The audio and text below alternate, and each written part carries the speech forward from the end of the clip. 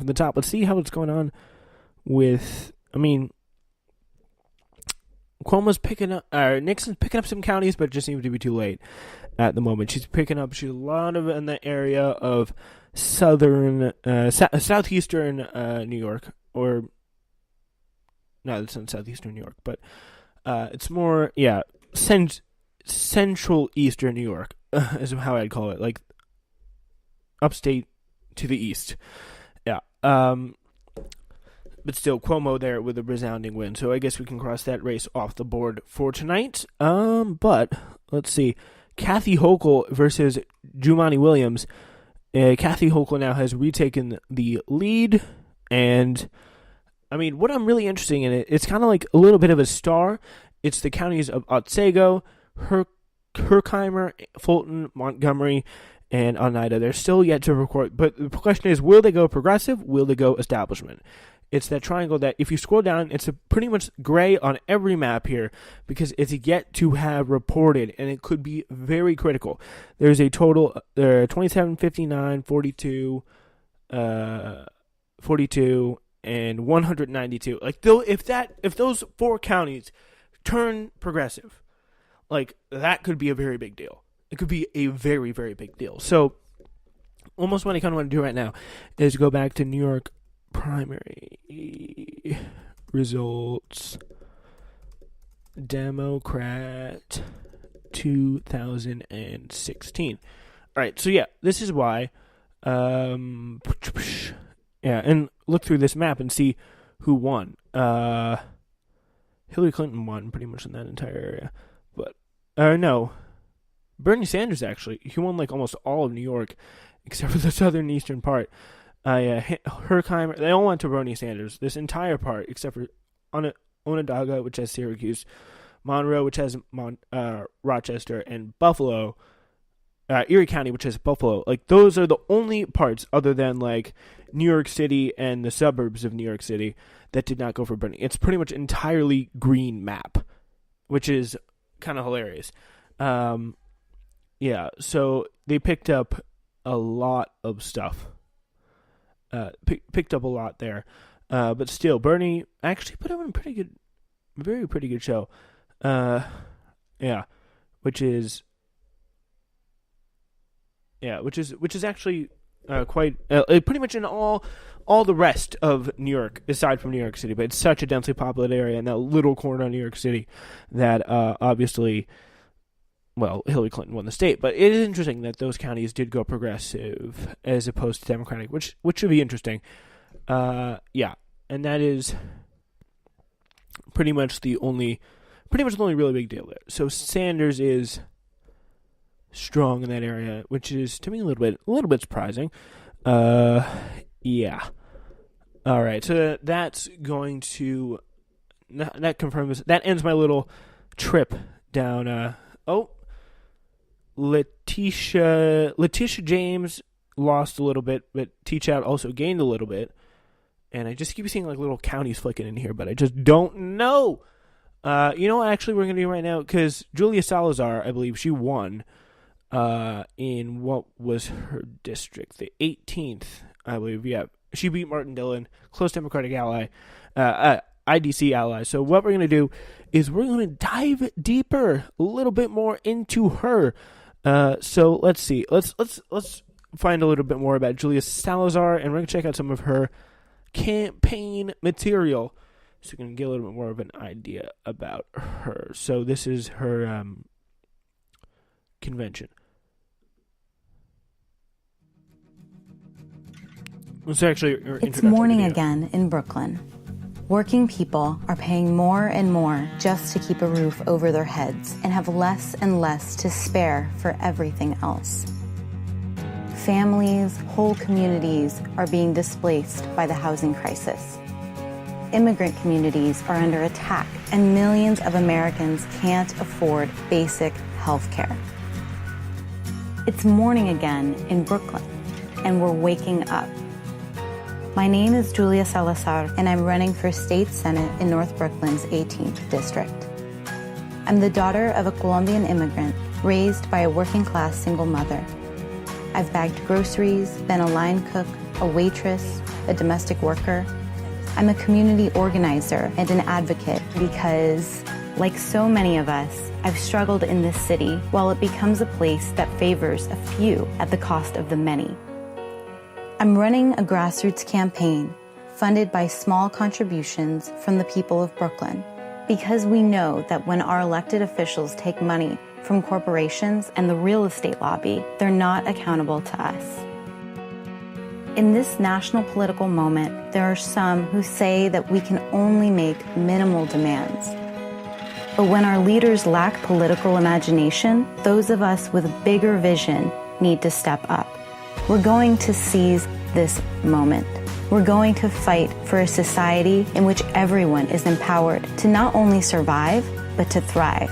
This campaign is about empowering working people to be safe and healthy in their own neighborhoods. These are not radical ideas. This is moral clarity. It's morning again in Brooklyn, and people are wide awake. We can have universal health care today, criminal legal reform, and end cash bail today. We can have a Brooklyn that works for everyone, not just for the few, today.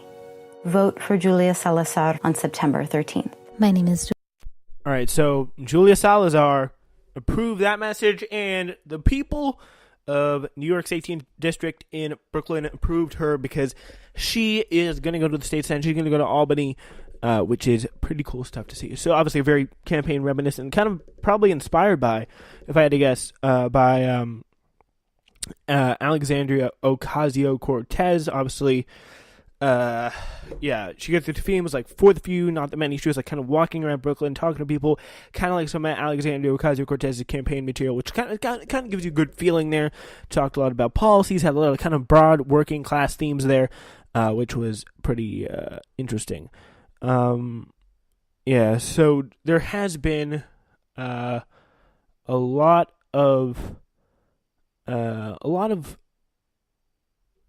of crazy stuff happening. Just to say, I'm just going to put it down. Julia Salazar, she's had a lot of crazy stuff going on with her. But I really don't know, because there's a lot of people. I got to be honest, I just support her personally for her progressive policies. I really don't care if she's the daughter of a working class immigrant or she had a trust fund or whatever. Like, I really don't care, because she supports the right policies and she seems like a good person. Like, obviously, if she doesn't do the right things, we can vote her out or not support her. All right. So Josh Aarons, he is. So this is a clip from what is it? She's apparently Jewish. She's apparently Colombian. She's Colombian and Jewish, which is not a very common combination. She's running on a socialist platform associated with people like Alexandria Ocasio-Cortez. And then she also said some interesting things at the start of her political life about Israel. So here's what she said. President in Portland State University. He led the fight against his local school board for hosting an anti-Israel Palestinian rap group. I don't know if you saw this. We'll have him explain it here in a second. And also Julia Salazar. She is the Kufite chapter president at Columbia University, known for hosting Ahmadinejad and embracing anti-Israel sentiment. We want to talk to both of them about what's going on. Let me switch gears here and go to Columbia University. And you look so happy that come on, you're in San Antonio. You're not at Columbia now.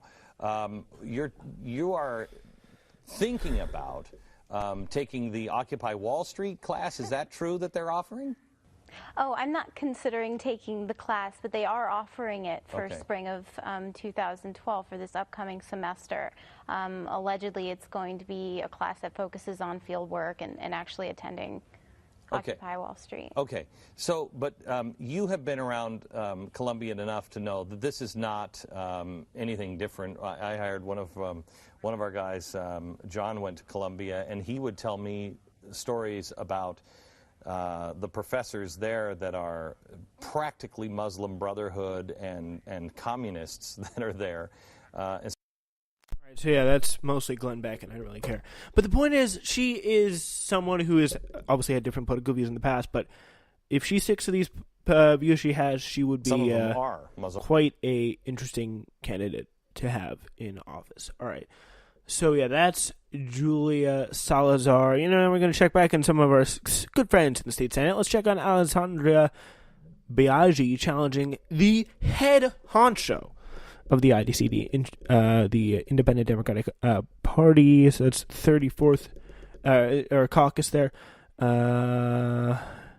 Yeah, so Alessandra Biaggi, now Biaggi up 55 to 45 with 86% in. Looks like she's going to hold on pretty strong in that race. Let's see what else is going on there. I believe there's one in 38th. Oh, unfortunately, David Carlucci has seized the lead back from Julie Goldberg. We talked about her a little bit earlier in the show.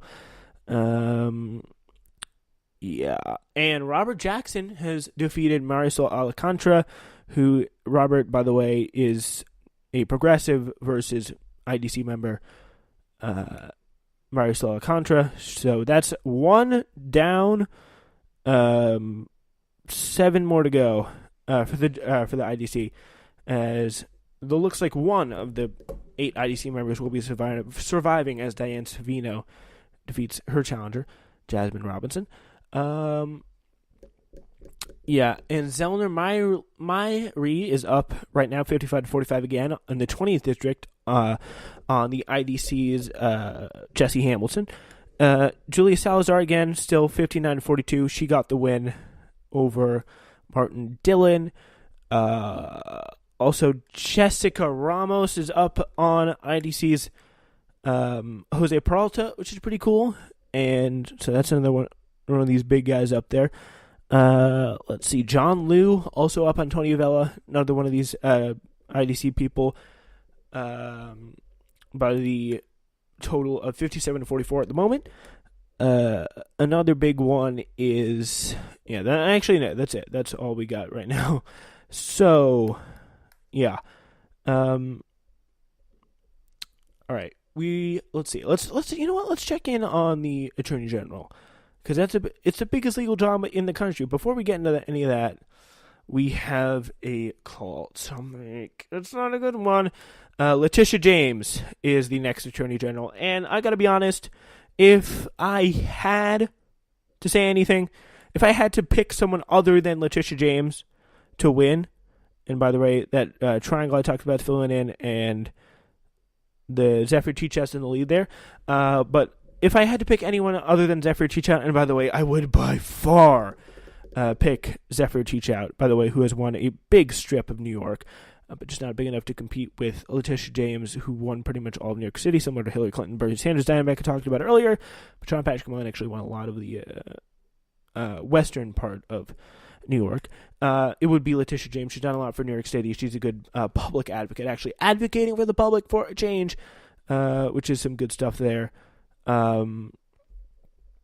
Yeah, so we got that all covered, and so yeah, Letitia James is going to be the Attorney General, and a big win for the Cuomo campaign and the Cuomo situation. But at least, if we could take one positive, 7 out of the 8 IDC people are most likely going to be not around to see another day. So yeah, that's good.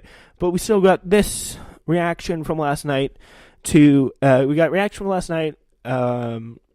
of the events that took place last night, and more news of the day. That's going to be tomorrow at 7, not 6, 7 tomorrow.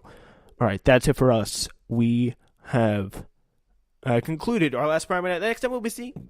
Excuse me, I'm so sorry. The next time we will be seeing you is like in around 60 days for the midterms. That's going to be very exciting. Can the Democrats take back the House and the Senate, or just the House? Who knows? Who knows? I think it'll be very interesting to find out.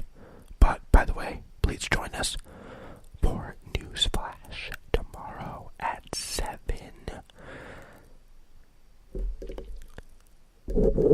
Thank you. I appreciate